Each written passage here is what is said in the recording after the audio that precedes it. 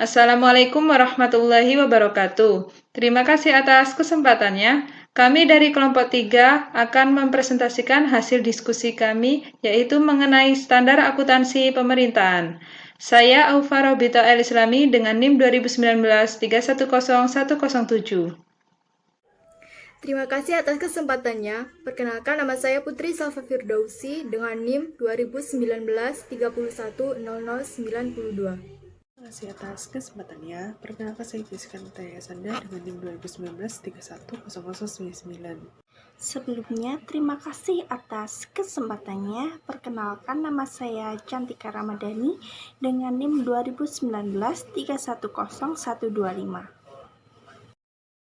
Terima kasih atas kesempatannya. Saya akan menjelaskan mengenai standar akuntansi pemerintahan dan perubahannya. Indonesia memiliki standar akuntansi pemerintahan yang pertama, yaitu pada tahun 2005. Nah, standar akuntansi pemerintahan ini diatur dalam Peraturan Pemerintah Nomor 24 Tahun 2005 tentang standar akuntansi pemerintahan atau disebut sebagai SAP.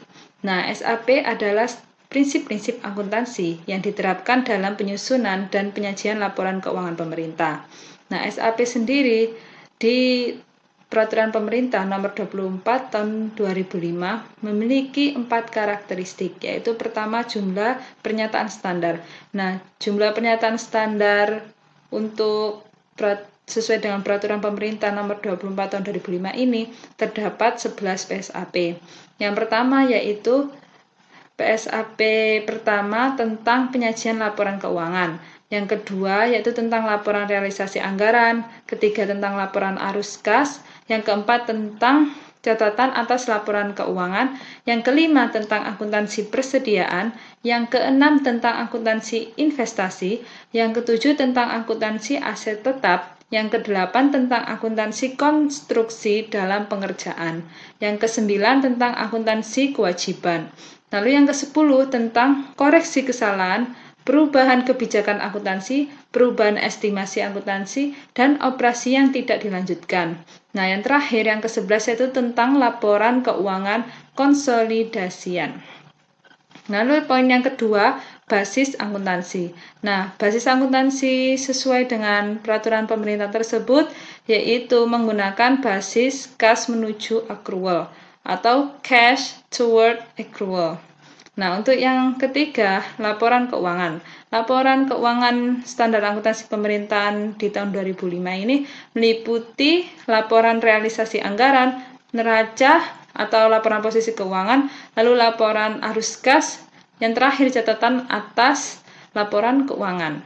Untuk yang keempat, informasi keuangan. Nah, informasi keuangan di standar akuntansi keuangan ini standar akuntansi pemerintahan ini disediakan adalah aset, kewajiban, pendapatan, belanja, transfer pembiayaan, dan arus kas.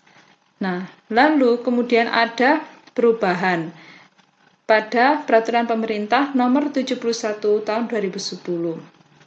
Nah, SAP ini berlaku mulai pada tahun itu sampai sekarang. Nah, SAP ini menggunakan kas yang berbasis accrual.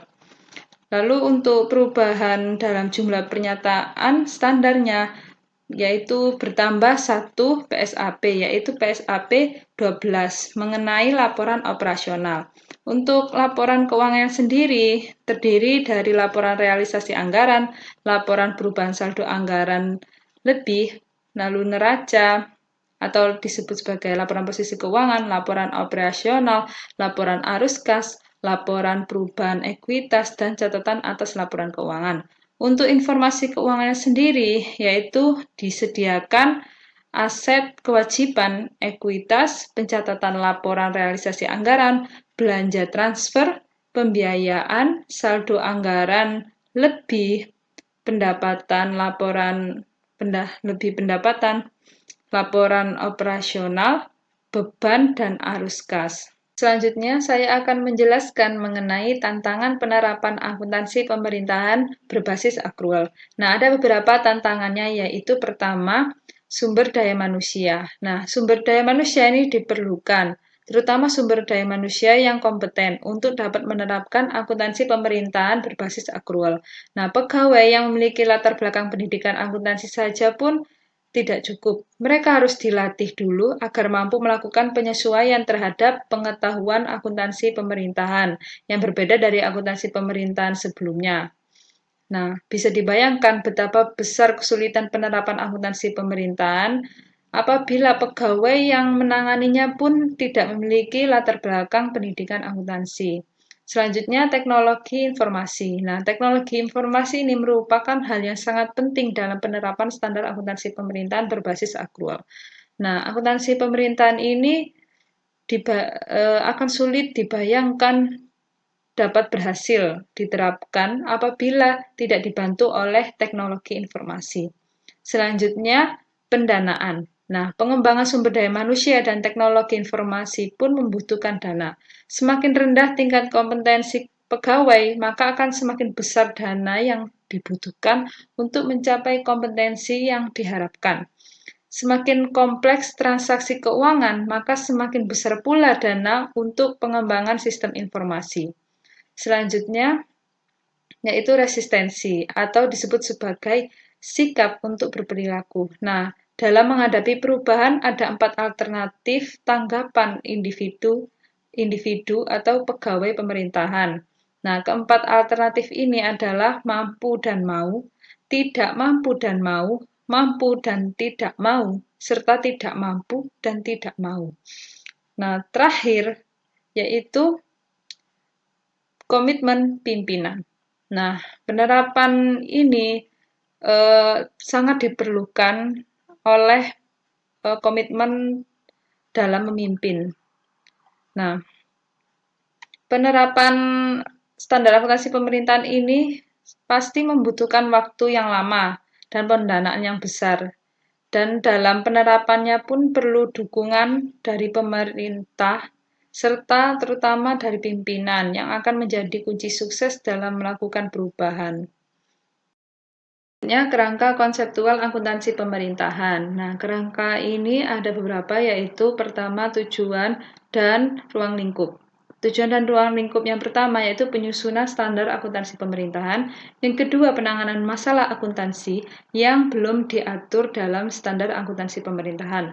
Lalu yang ketiga, pemberian opini oleh auditor tentang apakah laporan keuangan ini disusun sesuai dengan standar akuntansi pemerintahan.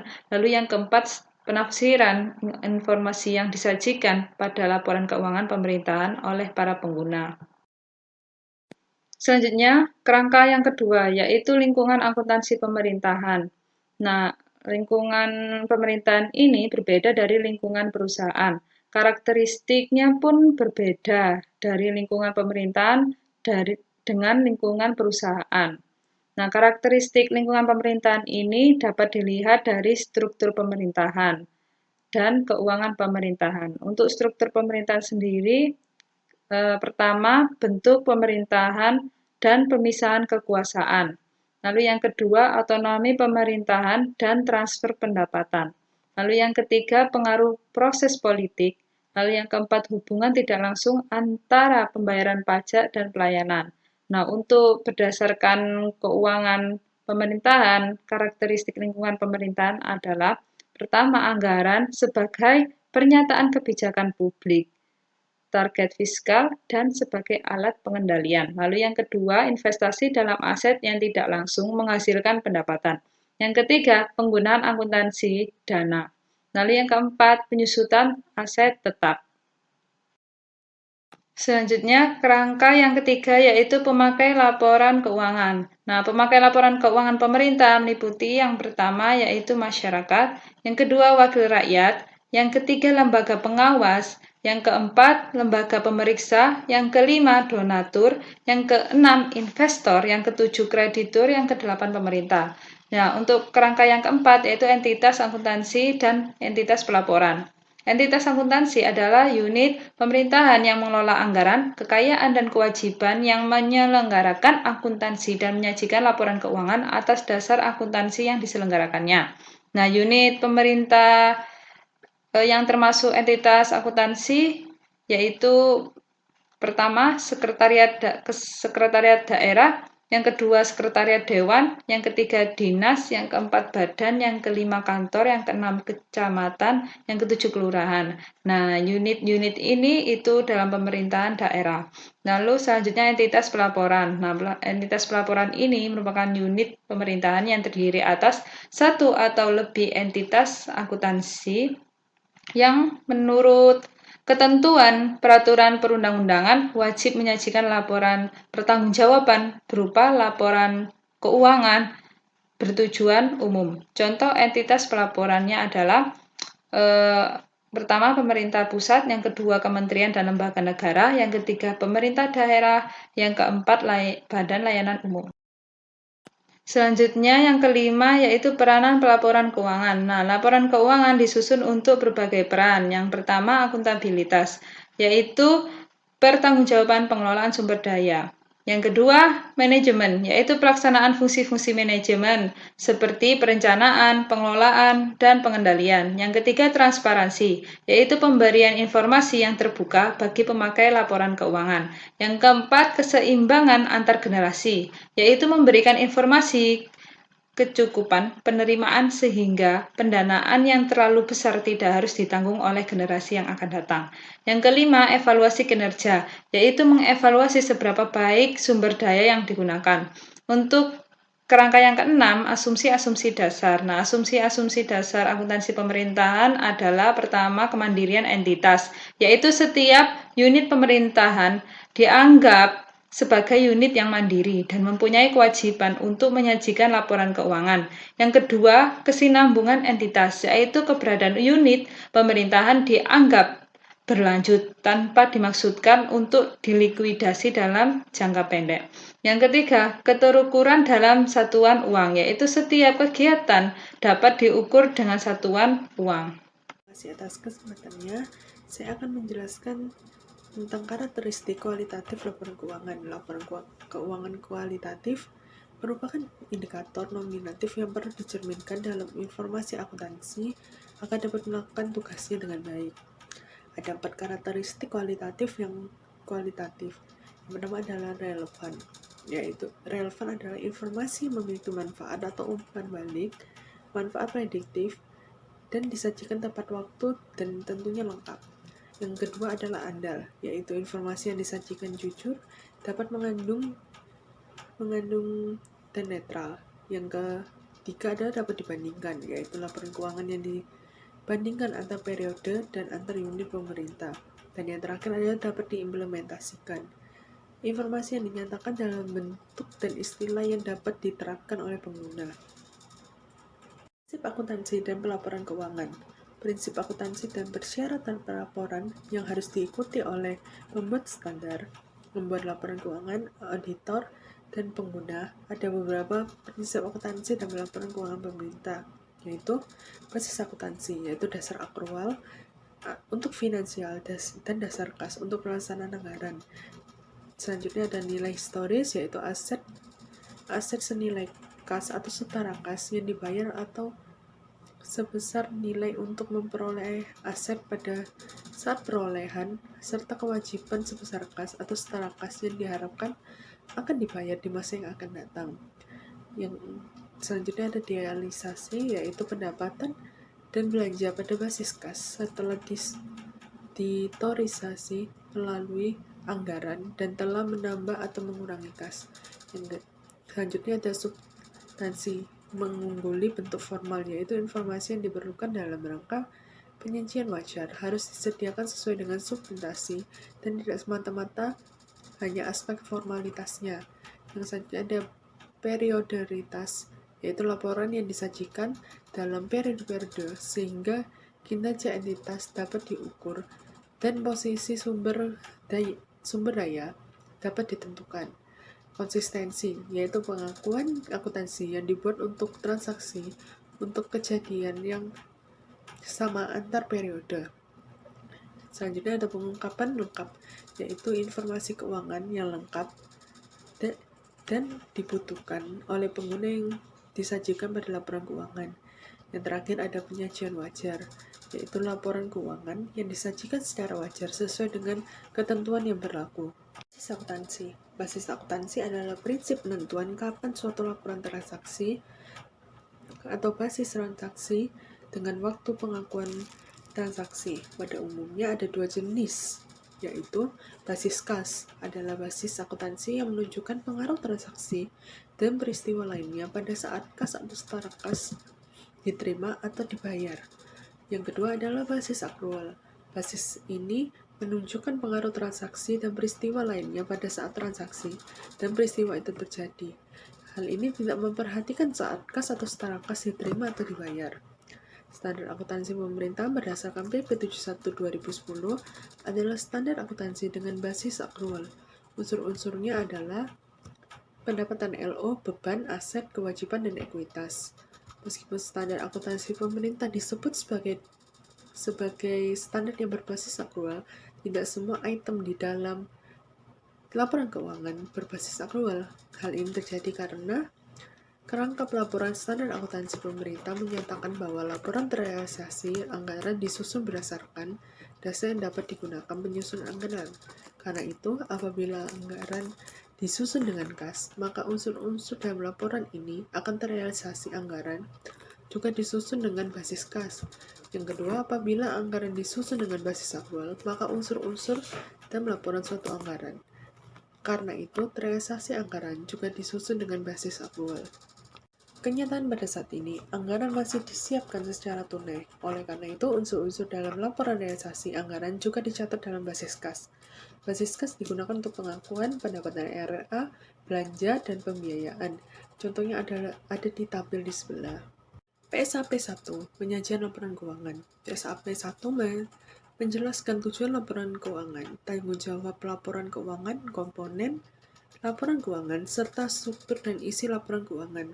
Bagian ini membahas secara singkat isi PSAP.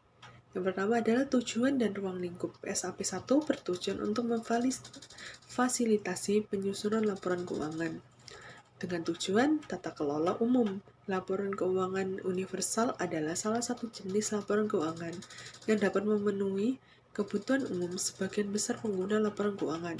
Departemen pemerintah melakukan perhitungan akuntansi berdasarkan sistem akrual dan menyampaikan laporan realisasi anggaran berdasarkan ketentuan hukum. Semua laporan keuangan umum disusun atas dasar akrual, namun karena APBN masih disusun secara tunai, maka laporan realisasi anggaran disusun secara tunai. Tujuan laporan keuangan. Laporan keuangan diharapkan memberikan manfaat bagi pemakai untuk membuat keputusan agar lebih bermanfaat. Laporan keuangan diharapkan menyediakan informasi tentang kecakupan penerimaan periode berjalan untuk membiayai seluruh pengeluaran, jumlah sumber daya ekonomi yang digunakan dalam kegiatan entitas pelaporan serta hasil-hasil yang telah dicapai, sumber alokasi dan penggunaan sumber daya keuangan, bagaimana entitas pelaporan dan dana seluruh kegiatan, dan mencukupi kebutuhan kasnya, posisi keuangan dan kondisi pelaporan terkait dengan sumber-sumber penerimaan baik jangka pendek maupun jangka panjang, termasuk yang berasal dari pungutan pajak dan pinjaman. Dan yang terakhir ada perubahan entitas keuangan pelaporan, apakah mengalami kenaikan atau penurunan sebagai akibat dari kegiatan yang dilakukan selama periode itu. Untuk mencapai tujuan tersebut, laporan keuangan menyediakan informasi mengenai entitas pelaporan dalam hal aset, kewajiban, ekuitas, pendapatan RA, belanja, transfer, pembiayaan, saldo anggaran lebih, pendapatan LO, beban, dan arus kas. Unsur-unsur ini terkait dengan pemenuhan tujuan laporan keuangan. Namun elemen-elemen tersebut belum mencapai tujuan pelaporan keuangan. Oleh karena itu, informasi tentang keuangan dalam catatan atas laporan keuangan diperlukan untuk memberikan informasi yang lebih lengkap. Jika ada jenis laporan keuangan, berdasarkan kategori penganggaran, laporan keuangan dapat dikelompokkan menjadi 3, yaitu laporan pelaksanaan anggaran, yaitu laporan yang menunjukkan pelaksanaan anggaran. Hal ini termasuk laporan realisasi anggaran atau LRA, laporan perubahan anggaran lebih LPSAL, dan yang kedua ada laporan finansial, yaitu laporan yang bukan dalam rangka pelaksanaan anggaran, termasuk laporan operasional atau LO, neraca, laporan arus kas atau LAK. Yang terakhir adalah laporan atas laporan keuangan, yaitu CALK. berdasarkan kategori sumber pencatatan, laporan keuangan dapat dikelompokkan menjadi 3, yaitu laporan keuangan primer, yaitu laporan keuangan yang pertama yang menampung pencatatan. Laporan yang meliputi laporan realisasi anggaran RRA, laporan operasional LO, dan terakhir ada neraca. Laporan keuangan sekunder, yaitu laporan keuangan lanjutan dari laporan keuangan primer. Laporan keuangan sekunder termasuk laporan perubahan anggaran lebih LPSAL, laporan perubahan ekuitas LPE, laporan arus kas LAK, laporan dan yang terakhir laporan tersier, yaitu laporan keuangan pelengkap transformasi pada laporan anggapan primer dan sekunder. Laporan keuangan tersier ada catatan atas laporan keuangan atau CLAK. Tabel ini terdapat jenis laporan keuangan sumber. Laporan keuangan disusun oleh entitas akuntansi berdasarkan LRA, LO, neraca, dan CALK. Sedangkan laporan keuangan yang dibuat pelaporan termasuk LRA, LPSAL, LO, LPE, LAK, neraca, dan CALK.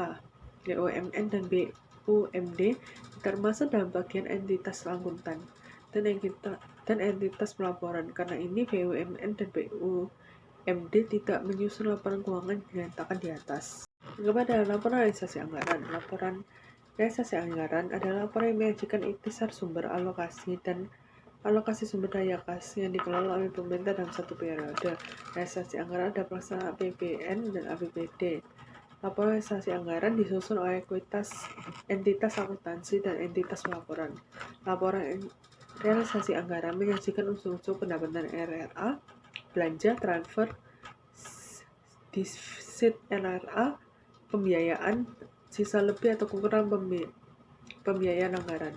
Pendapatan RRA adalah semua pendapatan dari rekening kas yang kas biasa pemerintah. Pendapatan tersebut akan menambah anggaran tambahan selama tahun anggaran. Ini merupakan hak pemerintah dan tidak perlu dikembalikan dari pemerintah. Pengeluaran mengacu pada semua pengeluaran dari rekening kas umum pemerintah yang digunakan untuk mengurangi anggaran tahun.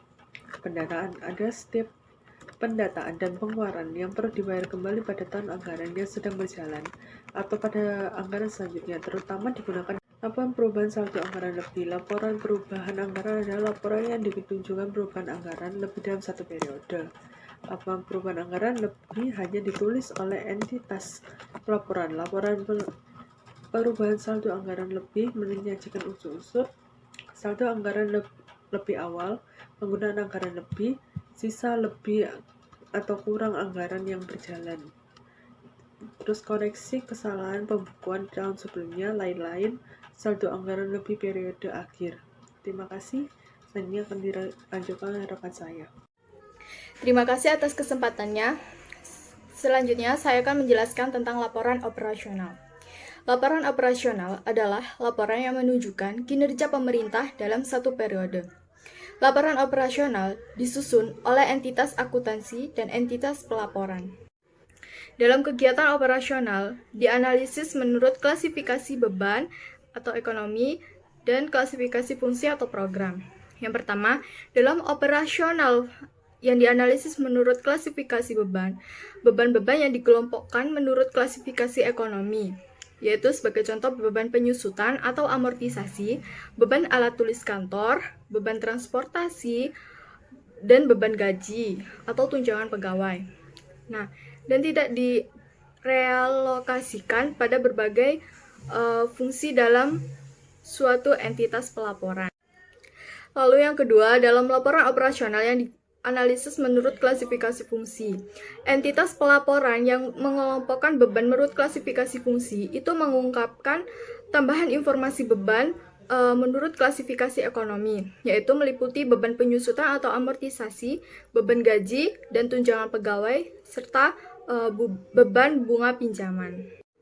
Berikut merupakan unsur-unsur yang disajikan dalam laporan operasional adalah sebagai berikut. Yang pertama, pendapatan laporan operasional dari kegiatan operasional.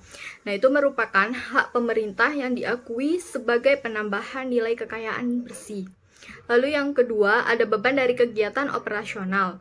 Nah, merupakan kewajiban pemerintah yang diakui sebagai pengurang dari nilai kekayaan bersih. Lalu yang ketiga, surplus atau defisit dari kegiatan non-operasional. Merupakan surplus atau defisit yang berasal dari kegiatan non-operasional yang meliputi seperti penjualan aset tetap dan pelepasan kewajiban jangka panjang. Lalu yang ketiga, ada pos luar biasa. Nah, pos luar biasa itu merupakan pendapatan luar biasa yang tidak diharapkan sering terjadi dan berada di luar kendali atau pengaruh entitas yang bersangkutan. Lalu yang terakhir, ada surplus atau defisit LO atau laporan operasional.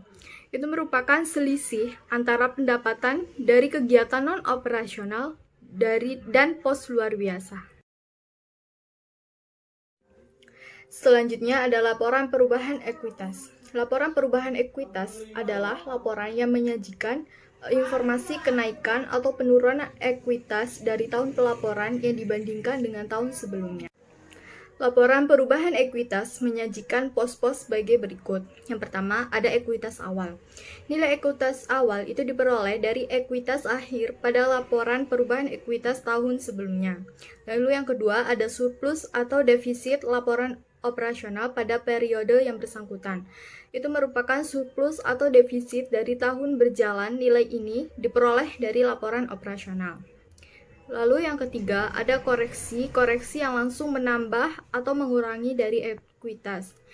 Nah, itu merupakan koreksi kesalahan pembukuan tahun sebelumnya yang disebabkan oleh perubahan kebijakan akuntansi dan koreksi kesalahan yang mendasar.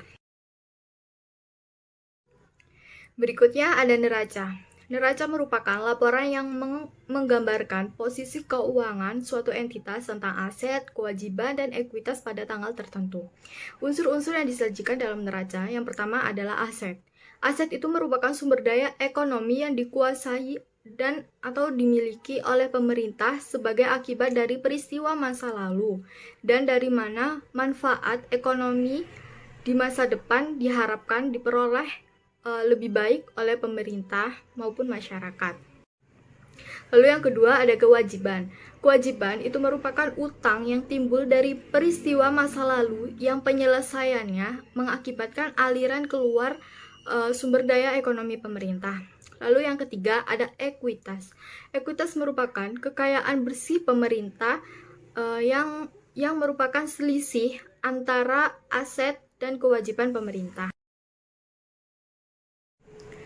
Baik, selanjutnya ada laporan arus kas. Laporan arus kas atau LAK itu merupakan laporan yang menyajikan informasi kas sehubungan dengan aktivitas operasi, investasi, pendanaan, dan transistoris yang menggambarkan saldo awal, penerimaan, pengeluaran, dan saldo akhir kas pemerintah pusat atau daerah selama periode tertentu. Nah, unsur-unsur yang disajikan dalam laporan arus kas adalah sebagai berikut. Yang pertama, arus kas dari aktivitas operasi. Yang kedua, arus kas yang diperoleh dari aktivitas investasi. Yang ketiga, arus kas dari aktivitas pendanaan. Dan yang keempat atau yang terakhir, aktivitas transistori. Baik, yang terakhir ada catatan atau selaporan keuangan atau CAK. CAK merupakan penjelasan rincian dari angka yang tertera dalam laporan realisasi anggaran, perubahan SAI, laporan operasional, laporan perubahan ekuitas, neraca, dan laporan arus kas. CAK menyajikan hal-hal berikut. Yang pertama, mengungkapkan informasi umum tentang entitas. Lalu yang kedua, menyajikan informasi tentang kebijakan fiskal atau keuangan dan ekonomi makro.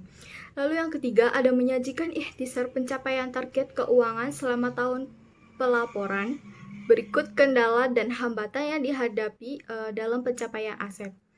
Lalu yang keempat, ada menyajikan informasi tentang dasar penyusunan laporan keuangan dan kebijakan-kebijakan akuntansi yang dipilih untuk diterapkan atas transaksi-transaksi dan kejadian-kejadian penting lain.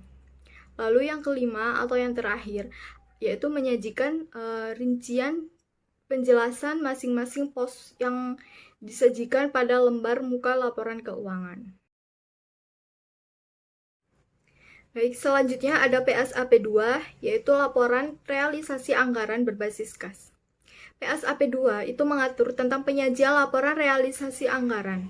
Nah, isi dari PSAP 2 itu meliputi struktur dan isi laporan realisasi anggaran. Nah, berikut merupakan tujuan dan ruang lingkup dari PSAP 2. Nah, tujuan dari standar laporan realisasi anggaran ini yaitu menetapkan dasar-dasar penyajian laporan realisasi anggaran untuk pemerintah dalam rangka memenuhi tujuan akuntabilitas sebagaimana yang ditetapkan oleh peraturan perundang-undangan. Dan untuk ruang lingkup dari PSAP 2 itu diterapkan dalam penyajian laporan realisasi anggaran yang disusun dan disajikan dengan menggunakan anggaran berbasis kas. Isi dari laporan realisasi anggaran yaitu sebagai berikut, yang mencakup 1. Pendapatan LRA, lalu yang kedua ada belanja, yang ketiga ada transfer, yang keempat ada surplus atau defisit LRA, yang kelima ada penerimaan pembiayaan, lalu yang keenam ada pengeluaran pembiayaan, lalu yang ketujuh ada pembiayaan neto, dan yang kedelapan atau yang terakhir yaitu selisih kurang atau lebihnya pembiayaan anggaran. Selanjutnya ada manfaat dari informasi realisasi anggaran. Yang pertama, laporan realisasi anggaran menyediakan informasi mengenai realisasi pendapatan LRA, belanja, transfer, serta surplus atau defisit. Nah, informasi tersebut itu berguna bagi para pengguna laporan dalam mengevaluasi keputusan mengenai alokasi sumber-sumber daya ekonomi, akuntabilitas, dan ketataan entitas pelaporan terhadap anggaran. Lalu yang kedua, ada laporan realisasi anggaran, itu menyediakan informasi yang berguna dalam memprediksi sumber daya ekonomi yang akan diterima untuk mendanai kegiatan pemerintah pusat dan daerah dalam periode mendatang. Baik, berikutnya ada PSAP 3 yaitu laporan arus kas. Nah, PSAP 3 itu mengatur tentang penyajian laporan arus kas. Laporan arus kas itu merupakan laporan yang menunjukkan kas awal periode, sumber dan penggunaan kas, serta saldo kas akhir periode. Tujuan dan ruang lingkup dari PSAP 3 yaitu yang pertama, tujuan pernyataan standar laporan arus kas itu mengatur penyajian laporan arus kas yang memberikan informasi historis mengenai perubahan kas dan setara kas suatu entitas laporan dengan mengklasifikasikan arus kas berdasarkan aktivitas operasi, investasi, pendanaan, dan juga transhistoris selama satu periode akuntansi. Nah, dan sedangkan untuk ruang lingkupnya, yaitu pemerintah pusat dan daerah yang menyusun dan menyajikan laporan keuangan dengan basis akuntansi akrual, itu wajib menyusun laporan arus kas sesuai dengan standar ini untuk untuk setiap periode penyajian laporan keuangan itu sebagai salah satu komponen laporan keuangan pokok. Selanjutnya, saya akan melanjutkan penjelasan dari rekan saya. Kas dan setara kas. Kas adalah uang tunai dan saldo simpanan di bank yang setiap saat dapat digunakan untuk membiayai kegiatan pemerintahan. Sedangkan setara kas adalah investasi jangka pendek yang sangat liquid yang siap dijabarkan menjadi kas serta bebas dari risiko perubahan nilai yang signifikan. Suatu investasi disebut setara dengan kas kalau investasi tersebut memiliki masa jatuh tempo 3 bulan atau kurang dari tanggal perolehan. Kas dapat dikategorikan menjadi dua, yaitu kas negara dan kas daerah. Kas negara adalah tempat menyimpan uang negara yang ditentukan oleh Menteri Keuangan selaku bendahara umum negara untuk menampung seluruh penerimaan dan membayar seluruh pengeluaran negara. Sedangkan kas daerah adalah tempat penyimpanan uang negara yang ditentukan oleh kepala daerah untuk menampung seluruh penerimaan daerah dan membayar seluruh pengeluaran daerah.